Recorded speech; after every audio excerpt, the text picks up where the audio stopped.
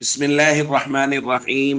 عن أبي هريرة رضي الله تعالى عنه قال رسول الله صلى الله تعالى عليه وسلم: إن المرأة خلقت من ضلع لن تستقيم لك على طريقة فإن استمتعت بها استمتعت بها وبها عوج. الحدیث رواہ مسلم۔ نبی کریم صلی اللہ علیہ وسلم نے ارشاد فرمایا، عورت کو پسلی سے پیدا کیا گیا ہے، وہ تمہارے لیے کسی ایک طریقہ پر ہرگز سیدھی نہیں رہ سکتی۔ ہاں، اگر تم اس سے فائدہ اٹھانا چاہو تو اسی طرح فائدہ اٹھا لو کہ اس میں کچھ نہ کچھ کجی موجود رہے گی۔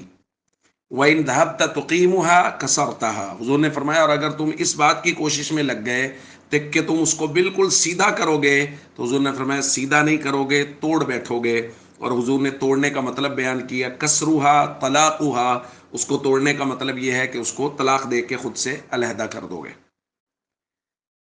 دوستو، نبی کریم صلی اللہ علیہ وسلم نے اس روایت میں عورت کی کمزوری کو بیان کیا ہے کہ عورت کسی ایک طریقہ پر درست اور بالکل ہمیشہ صحیح راستے پر، درست راستے پر، کہ جس سے شوہر کو کسی طرح کی کوئی تکلیف تنگی نہ ہو، وہ نہیں چل سکتی۔ اس کو پیدا ہی ایسا کیا گیا ہے کہ اس کے اندر کہیں نہ کوئی کجی رہے گی، کہیں نہ کہیں مرد کے لیے کوئی نہ کوئی پریشانی کی صورت رہے گی۔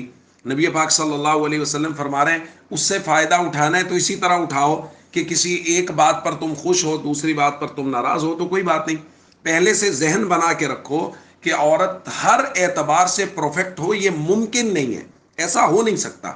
لہذا کہیں نہ کہیں سے کوئی نہ کوئی میرے لیے تکلیف آ سکتی ہے، تو جب پہلے سے ذہن بنا ہوا ہوگا تو آنے والی تکلیف کو برداشت کرنا آسان ہوگا۔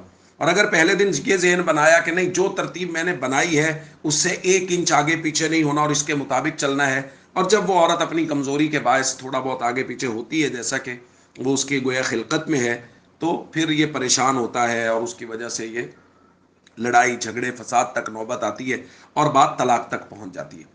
اس لیے بعض مردوں کو یہ عادت ہوتی ہے کہ وہ کہتے ہیں نہیں جی میں تو بالکل تیر کی طرح سیدھا کر دوں گا۔ حضور فرما رہے ہیں تیر کی طرح سیدھا بالکل نہیں ہوگی، یہ اسی کجی کے ساتھ ہی تم اس سے فائدہ اٹھاؤ، اس سے کام لو، محبت کے ساتھ اس کو چلاتے رہو تو ٹھیک ہے۔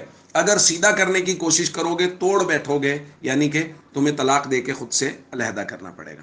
اس لیے ہم سب کو چاہیے عورت کی اس کمزوری کو سمجھیں، کوشش کرتے رہیں، محبت سے، پیار سے ایک چیز سمجھائیں، دوسری سمجھائیں، اس کو درست راستے پر چلاتے رہیں۔ لیکن اگر اس کی طرف سے کوئی پریشانی آ جائے، کوئی دکھ تکلیف آ جائے تو اس کو برداشت کریں کہ یہ تو اس کی خلقت میں ہے، اور محبت اور پیار سے وقت کو گزارتے رہیں۔ السلام علیکم ورحمۃ اللہ وبرکاتہ۔